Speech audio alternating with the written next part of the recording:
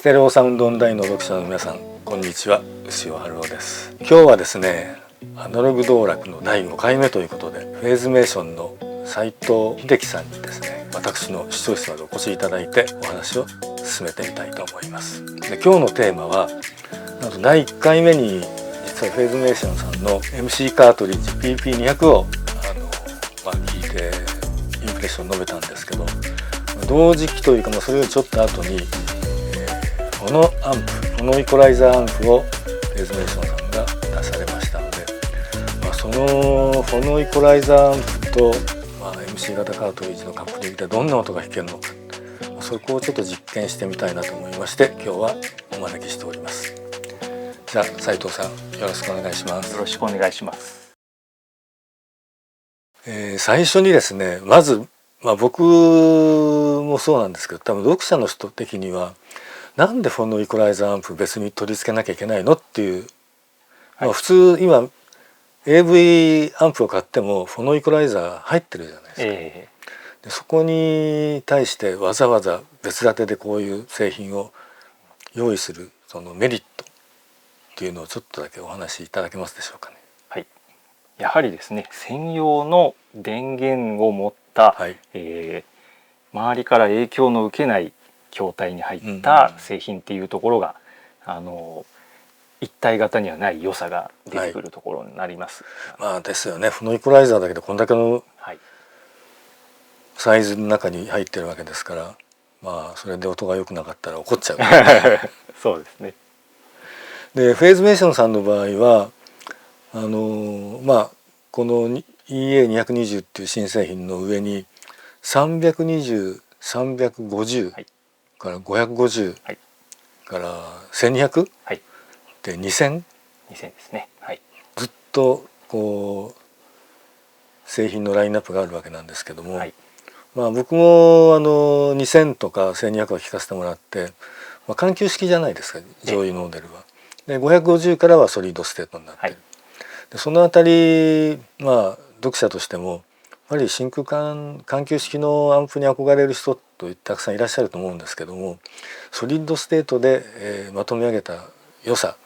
もしくはその、緩急式との違いっていうのを、そのあたりをちょっとお話しいただいていいですかね。はい。我々求めるところっていうのはやはり緩急式で、無機関でというところがフラッグシップになってくるんですけれども、そのエッセンスをトランジスタとか半導体で表現できないかというところ、あとはコストの面ですね。緩急式いいんですけど、やっぱりちょっとお高くなってしまうので、電源も大変ですもんね、真空管はね。なるべくリーズナブルな価格帯で、フェーズメーションらしさを表現できないかと。そのフェーズメーションらしさっていうのはどこですか？やはりですね、無機関から来る、表現力とかですね、鮮度の高さ、そういったところが我々の一番重要視しているところです。そうですね。この EA220 っていうのはエントリークラスですけど、その無機関とからディスクリートで構成と左右独立チャンネルで作ってるっていうのは、ずっと上から一本筋の通ったものづくりがされてますよね。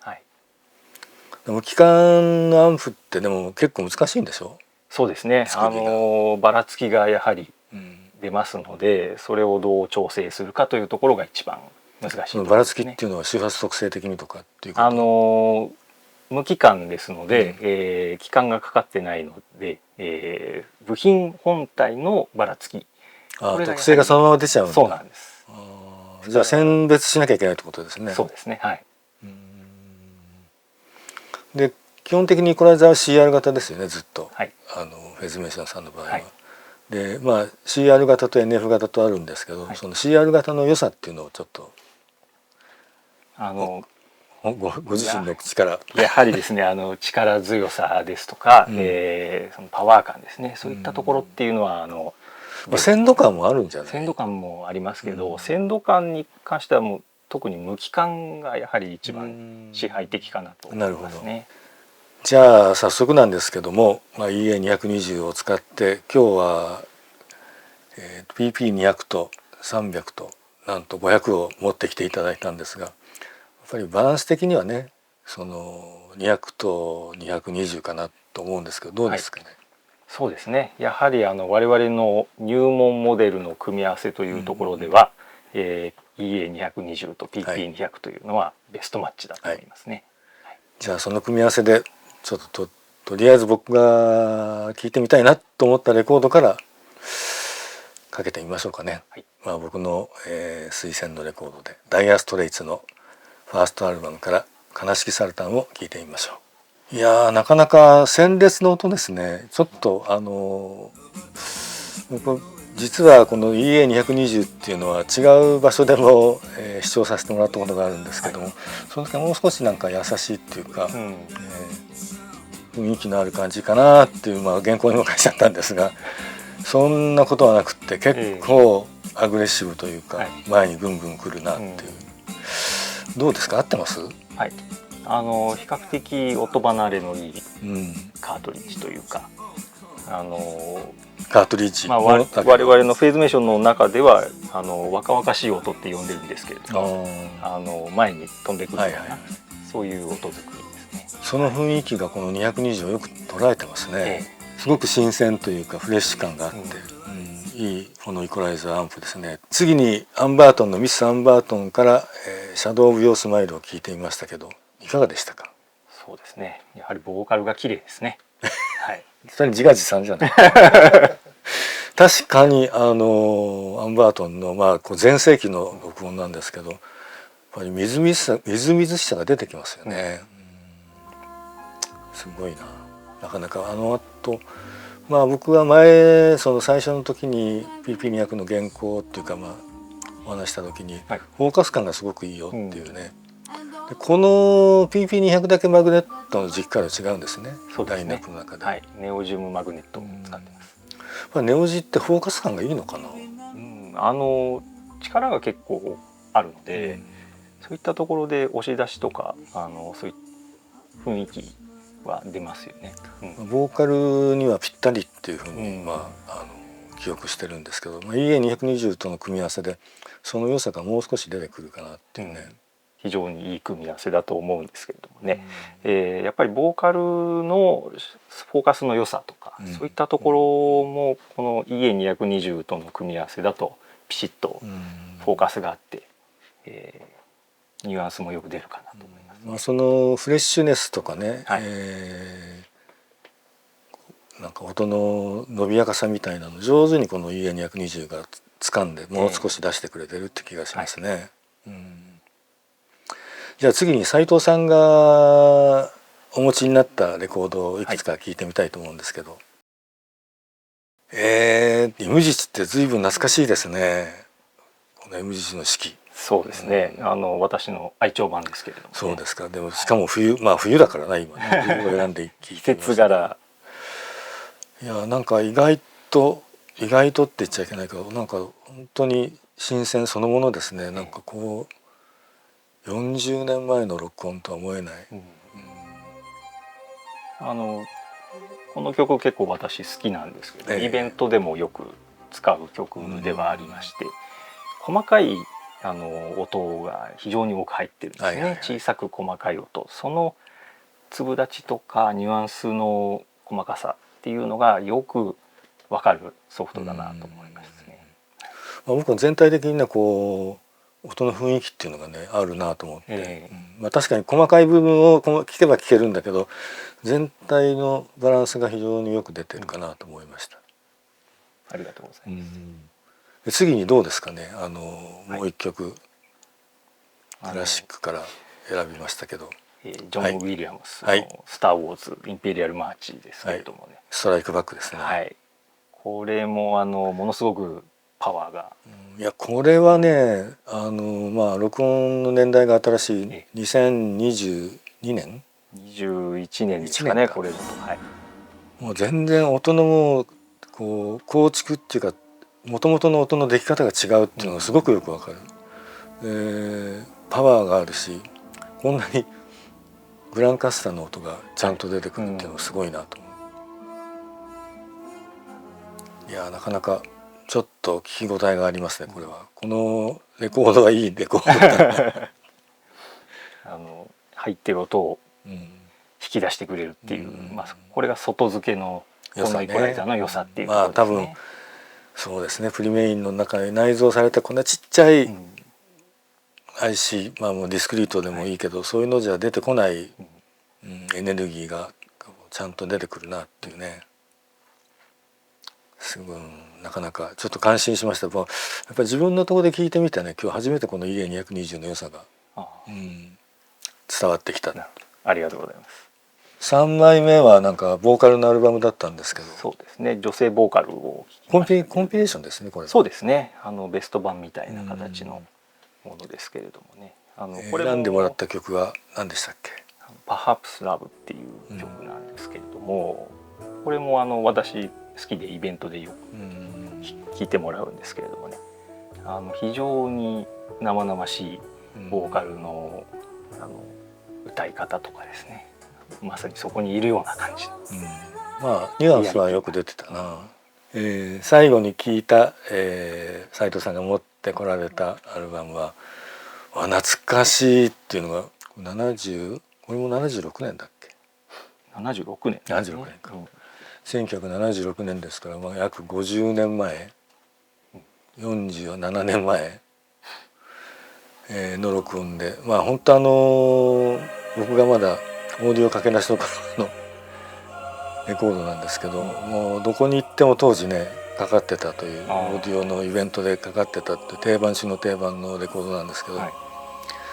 スウェーデンのプロポリウスっていうねところがレーベルが出した非常にこうナチュラルというか自然な録音ですねこれはね。その雰囲気もよく出てたな。特にソロのね歌手のこう歌の表現力っていうのは聞こえやすいっていうかよく出てたと思いますね。こうやって組み合わせで聴いてるとどんどん欲が出てくるんですけども、今日はちょっと僕のリクエストもあって PP300 と500を持ってきてもらったんで、ここでせっかくなので PP300 で聴いてみたいなと思うんですけど、これなんだろうな、音のふくよかさがもう全然違うんですけど、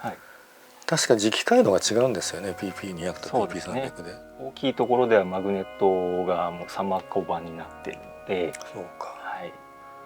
サマリウムコバルトの磁気回路ってこんな雰囲気になるんだ。より細かさが出るというか情報量が増える感じになりますね。でも EA220 と組み合わせても十分いけますねこれね、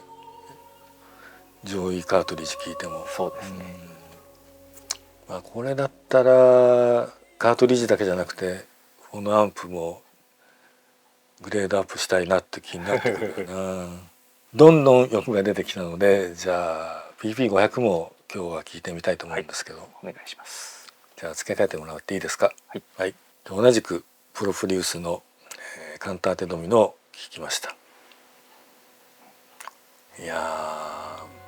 なんだかフォノアンプはずっと同じだけどこんなに音の雰囲気が変わるっていうのもすごいね、立体的になるというか、教会の録音なので響きのこう深さとか、高さとかあるんですけど、そこがよく出てくるようになりましたね。どうでしたか斉藤さんは聞いて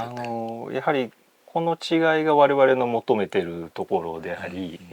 情報量ですとかステージ感ですよね。その違いがランクによってどんどん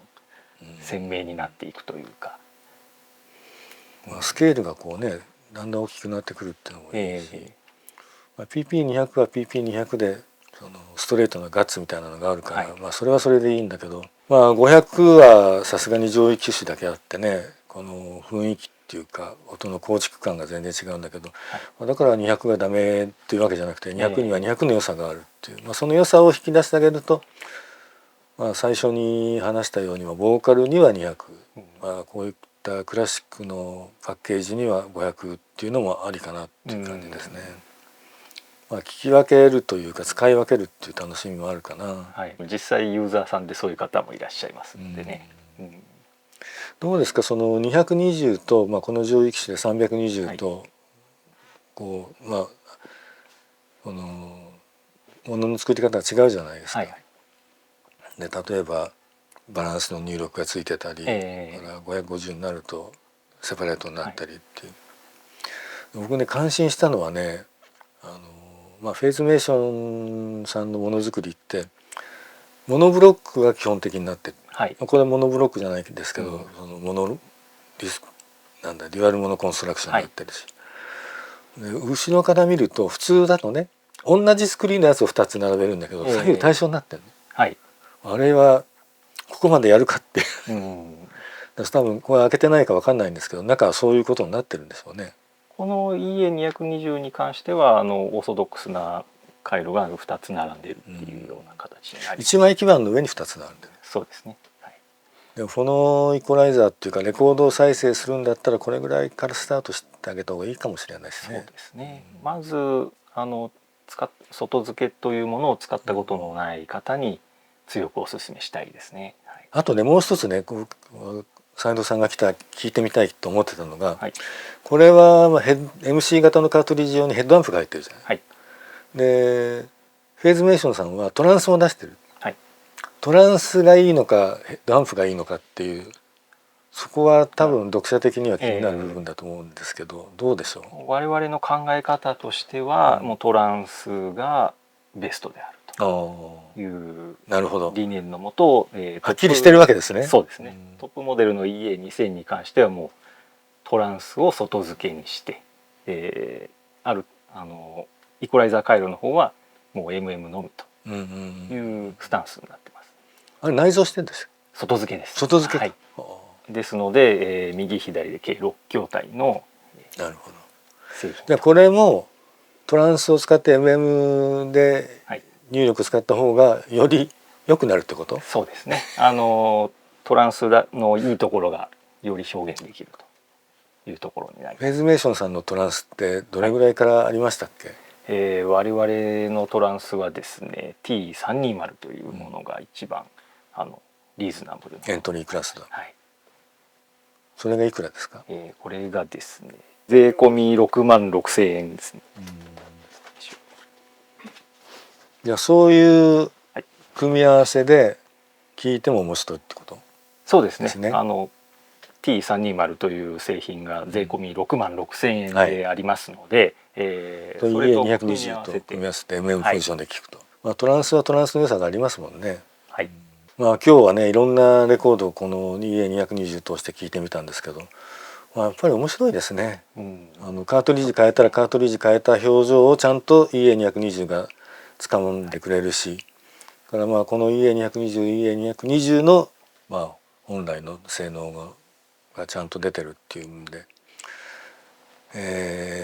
なんかレコード再生すると大変だなとは思ったけどもこのぐらいのフォノアンプはできたらおごってあげた方がよりレコードのアナログオーディオの世界が楽しくなるなという感じがしますね。我々としてはやはり音楽好きにぜひ使っていただきたいというところがありますね。音楽の